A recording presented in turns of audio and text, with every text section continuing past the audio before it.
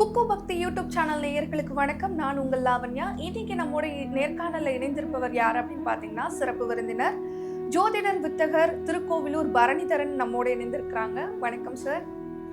அடுத்தது துலாம் ராசி அன்பர்கள். துலாம்னாலே தராசுன்னு சொல்லுவாங்க சார். அப்படி இவங்க நீதி நேர்மை நியாயம் அப்படின்னு பேசுறவங்க, ஆனா ஒரு சின்ன சின்ன விஷயத்துக்கு கூட ரொம்பவே குழம்பி போய் யோசிப்பாங்க. ஸோ இவங்களுக்கான தீர்வு என்ன சார்? எப்படி இருக்கும் இந்த வாரம்? உண்மைதான், நீங்கள் சொல்கிறது எல்லாமே உண்மைதான். என்னென்னா கொஞ்சம் நிறைய குழப்பவாதியாக இருப்பாங்க, வேலையில் கூட பெரிய ஈடுபாடு இருக்காது. நிறைய பேர் என்ன சுகவாசியாக இருப்பாங்க. எப்படிங்க? சுகவாசியாக இருப்பாங்க. ஏன்னா சுக்கரனுடைய வீடு இல்லையா? அப்போது அவர்களுக்கு தேவையானது அவளுக்கு கிடைத்து கொண்டு இருக்கும். எப்படிங்க? அவருடைய கர்ம வினைக்கு மேலே என்னவோ அவருக்கு தேவையானது கிடைத்து கொண்டு இருக்கும். பெரும்பாலும் சுகவாசிகளாக இருப்பார்கள். கொஞ்சம் இறங்கி வேலை செய்ய யோசிப்பாங்க. சரிங்களா? ரொம்ப அடிமட்டத்துக்கெல்லாம் போகணும்னு நினைக்க மாட்டாங்க, யோசிப்பாங்க.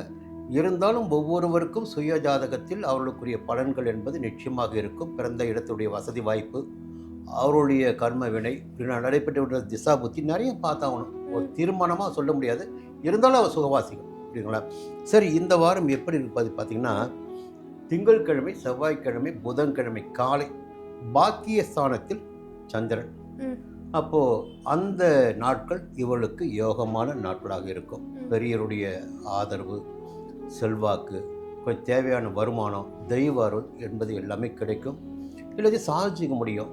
யாரோ 1-2 பேராவது இந்த ராசியில் பிறந்தவர்களுக்கு சொந்தமாக ஒரு இடம் வாங்கக்கூடிய, வீடு வாங்கக்கூடிய நிலை திங்கட்கிழமை, செவ்வாய்க்கிழமை, புதன்கிழமையில் இருக்குது.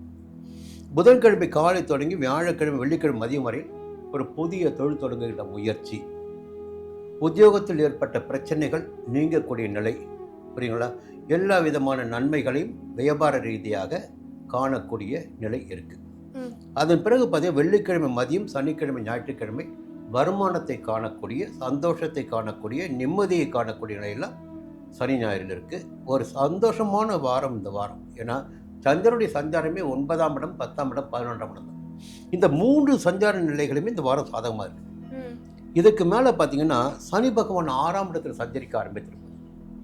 அப்போது 6ஆம் இடத்து சனி எல்லா விதமான யோக பலன்களையும் கொடுத்துருவார். இதுக்கு முன்னாடி 5ஆம் இடத்துல இருந்தார், ரொம்ப பாடாப்படுத்தினார். இப்போ 6ஆம் இடத்துக்கு போயிட்டார். கொஞ்சம் மீண்டு வரக்கூடிய நிலை, கொஞ்சம் ஆரோக்கியமாக நடைபெறக்கூடிய நிலை, கொஞ்சம் வம்பு வழக்கு பிரச்சனைகள் இருந்தால் வெளிவரக்கூடிய நிலை, எல்லா நிலைகளும் இந்த நேரத்தில் இவளுக்கு இருக்குது. இன்னொரு பக்கம் பார்த்தீங்கன்னா, ஞான மோட்சக்காரன் கேது 11ஆம் இடத்தில் சஞ்சரிக்கிறார். அப்போ அதுவும் தேவையான அளவிற்கு பணத்தை கொடுத்து கொண்டிருக்கும். சரிங்களா? இவருக்கு எது தேவையோ அது கிடைத்து கொண்டிருக்கும். சனி சாதகமாக செஞ்சிருக்கிறார், கேது சாதகமாக செஞ்சிருக்கிறார். இப்போ 10ஆம் இடத்துக்கு குரு பாருங்க, அங்கே தான் ஒரு பிரச்சனை வைக்குது. 10ஆம் இடத்துக்கு குரு பதவி பறிப்பார் சொல்லுவாங்க, இது பொதுவான விதி. அப்போ இந்த நேரத்தில் வேலையில் இருப்பவர்கள் கவனமாக இருக்க வேண்டும்.